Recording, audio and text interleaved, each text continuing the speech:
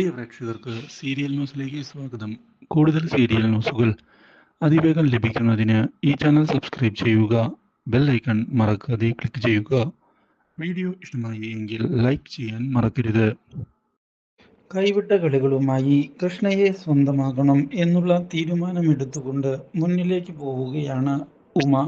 ഇതേ തുടർന്ന് കൃഷ്ണയുടെ കൂടെ രാത്രി താൻ സ്പെൻഡ് ചെയ്യാറുണ്ട് എന്നുള്ള കാര്യം കാവ്യയുടെ മുന്നിൽ വരുത്തി തീർക്കുന്നതിന് വേണ്ടിയുള്ള ശ്രമങ്ങളുമായി അഭിനയം കിടിലമായി മുന്നോട്ട് കൊണ്ടുപോവുകയാണ്.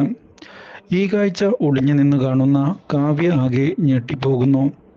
തന്നെ കൃഷ്ണ വഞ്ചിക്കുകയാണ് എന്നുള്ള സത്യം മനസ്സിലാക്കുകയാണ് ഒടുവിൽ കാവ്യ. ഇതോടെ കാവ്യ മാനസികമായി തകർന്നു പോവുകയാണ്. താൻ കൃഷ്ണയുടെ കൂടെ ജീവിക്കണം എന്നായിരുന്നു തീരുമാനമെടുത്തത്. പക്ഷേ ഇങ്ങനെ ഒരു ചതിയൻ്റെ കൂടെ ജീവിക്കാൻ തനിക്കെന്നല്ല മറ്റേത് പെണ്ണിനും സാധിക്കുകയില്ല. അതുകൊണ്ട് തന്നെ കൃഷ്ണയുമായുള്ള ഇനിയുള്ള ജീവിതം വേണ്ട എന്ന് വെക്കണമെന്നുള്ള തീരുമാനം എടുത്തിരിക്കുകയാണ്. ഇതേ സമയം കൃഷ്ണയ്ക്ക് അവിഹിതമുണ്ടോ എന്നുള്ള കാര്യം ഭരത് ജയമോഹിനിയോട് ചോദിക്കുന്നു. കൂടുതൽ കാര്യമൊന്നും നീ അന്വേഷിക്കേണ്ട ആവശ്യമില്ല. അറിഞ്ഞത് അതുപോലെ തന്നെ വിശ്വസിച്ച് മുന്നോട്ട് പോവുകയാണ് എങ്കിൽ യാതൊരു പ്രശ്നവുമില്ലാതെ ഇനിയും സുഖമായി ജീവിക്കാൻ പറ്റും. കൂടുതൽ അന്വേഷണവുമായി മുന്നോട്ട് പോയാൽ തിരിച്ചടി ഒരുപക്ഷെ നിനക്കാവും ഉണ്ടാവുക. ഇത് കേട്ടതിനെ തുടർന്ന് അയ്യോ അത് വേണ്ട, എന്തിനാ വെറുതെ ആവശ്യമില്ലാതെ പോയി തലയിട്ട് നമ്മുടെ ഭാഗത്ത് നഷ്ടമുണ്ടാക്കി വെക്കുന്നത്. എന്തായാലും ഇതുപോലെ തന്നെ കാര്യങ്ങൾ പോകട്ടെ എന്ന് വ്യക്തമാക്കുകയാണ് ഭരത്. ഇതോടെ പ്രശ്നങ്ങൾ കൂടുതൽ വഷളാവുകയും ചെയ്യുന്നു. ജയമോഹിനി എന്താണ് ഇനി സംഭവിക്കുക എന്ന് ആലോചിക്കുകയാണ്. ഉമയുടെ നീക്കങ്ങൾ എന്തായാലും നിരീക്ഷിക്കണമെന്നുള്ള കാര്യം വ്യക്തമാക്കുന്ന ജയമോഹിനി ഭരത്തിനോട് ആ കാര്യം നോക്കാനുള്ള നിർദ്ദേശം നൽകുകയും ചെയ്തിരിക്കുകയാണ്. ഇതേ സമയം ഉമയാകട്ടെ കാര്യങ്ങളെല്ലാം താൻ കൃത്യമായി തന്നെ ചെയ്തിട്ടുണ്ട്. അതുകൊണ്ട് തന്നെ നാളെ എനിക്ക് അനുകൂലമായ വിധിയാകും കാവ്യ എഴുതാൻ പോകുന്നത്. എന്നേക്കുമായി കൃഷ്ണ എൻ്റേത് മാത്രമാകും. ഇനി 30 ദിവസം കൂടി കഴിഞ്ഞാൽ കൃഷ്ണ എൻ്റെ കഴുത്തിൽ താലി കെട്ടും.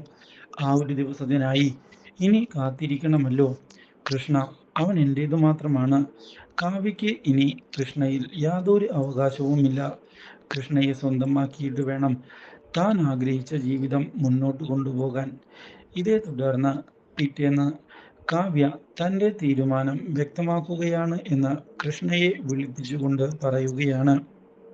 ഇതോടെ സന്തോഷത്തോടെ മുന്നിലേക്ക് വരുന്ന കൃഷ്ണ കാവ്യ എന്ത് തീരുമാനമാണ് എടുത്തത് എന്ന് ചോദിക്കുന്നു. ഇത് കേട്ടതിനെ തുടർന്ന് താൻ എടുക്കുന്ന തീരുമാനം അന്തിമമാണ് എന്നും ഇനിയുള്ള 30-31 ദിവസമൊന്നും തനിക്ക് ഈ കാര്യത്തിൽ വേണ്ട എന്ന് കാവ്യ ഉറപ്പിച്ചു പറഞ്ഞിരിക്കുകയാണ്. താൻ വളരെയധികം ആലോചിച്ചും അതുപോലെ തന്നെ കണക്ക് കൂട്ടിയുമെല്ലാം എടുത്ത തീരുമാനമാണ് ഇത്. എന്താണ് ആ തീരുമാനം കാവ്യ? നമ്മൾ ഒരുമിച്ച് ജീവിക്കുകയല്ലേ? ഞാൻ ഒരുപാട് ആഗ്രഹിക്കുന്നുണ്ട് കാവ്യയുടെ കൂടെ ജീവിക്കുന്നതിനായി. ഇത് കേട്ടതിനെ തുടർന്ന് നിങ്ങളുടെ മനസ്സിലിരിപ്പ് എന്താണ് എന്നറിയാൻ ഞാൻ ഒരുപാട് വൈകിപ്പോയി എന്നും സ്ത്രീലമ്പടനായ നിങ്ങളെ ഇനി എൻ്റെ ജീവിതത്തിൽ വേണ്ട എന്നാണ് ഞാൻ തീരുമാനിച്ചിരിക്കുന്നത്. എൻ്റെ മകളായ മുത്തിന് അച്ഛനില്ലാതെ വളരാം. അതിൽ യാതൊരു പ്രശ്നവും ഞാൻ കാണുന്നില്ല. നിങ്ങളെപ്പോലെയുള്ള ഒരു ചതിയൻ അവരുടെ അച്ഛനായിരിക്കുന്നത് തന്നെ ഞങ്ങൾക്ക് മോശക്കേടാണ്. അതുകൊണ്ട് ഇനി കൃഷ്ണയും അതുപോലെ തന്നെ മണിക്കുട്ടിയും ഞങ്ങളുടെ ജീവിതത്തിൽ വേണ്ട. ഇവിടെ നിന്ന് എത്രയും പെട്ടെന്ന് തന്നെ നിങ്ങൾ ഇറങ്ങിപ്പോകണം. നിങ്ങൾ ആഗ്രഹിച്ചതുപോലെ ഉമയുടെ കൂടെ നല്ലൊരു ജീവിതം നിങ്ങൾക്ക് ഉണ്ടാകട്ടെ. അതിന് തടസ്സമായി ഞാനോ മുത്തോ വരുന്നതല്ല. ഈ കാര്യം കേട്ടതിനെ തുടർന്ന് കാവ്യെ എന്ന് വിളിച്ചു പറയുകയാണ് കൃഷ്ണ. എന്തൊക്കെയാണ് കാവ്യ പറയുന്നത്? എനിക്കൊന്നും മനസ്സിലാകുന്നില്ല.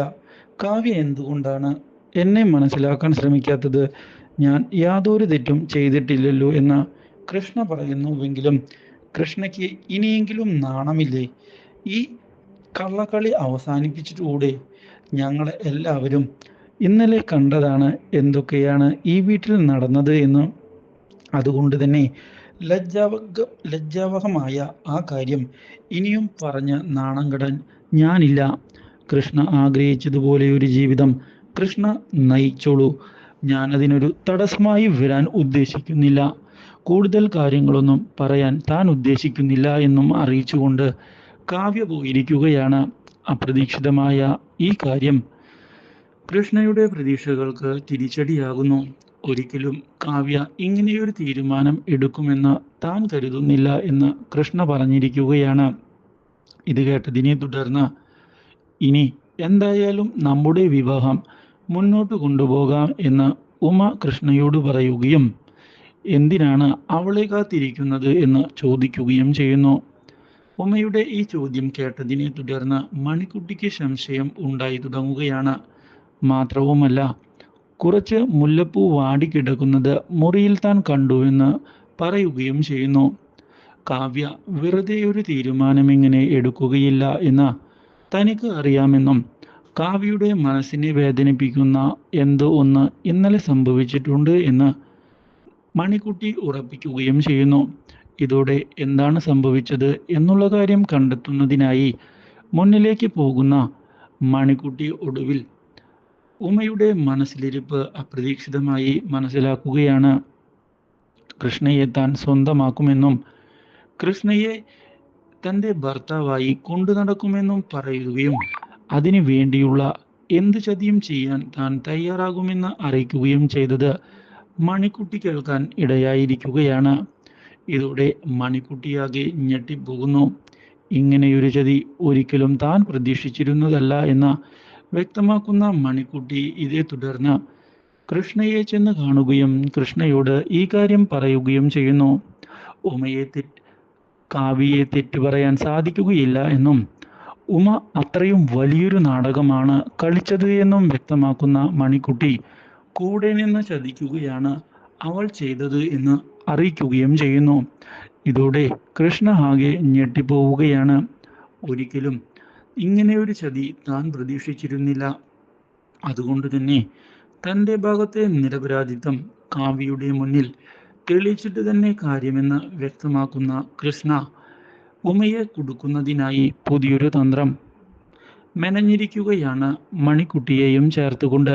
ഇതിനിടയിൽ ഉമയ്ക്കെതിരെ പുതിയ നീക്കങ്ങളുമായി ജയമോഹിനി മുന്നിലേക്ക് വരികയാണ്. ഇതും ഉമയ്ക്ക് അപ്രതീക്ഷിതമായ തിരിച്ചടിയാകുന്നു. Do like, share and subscribe.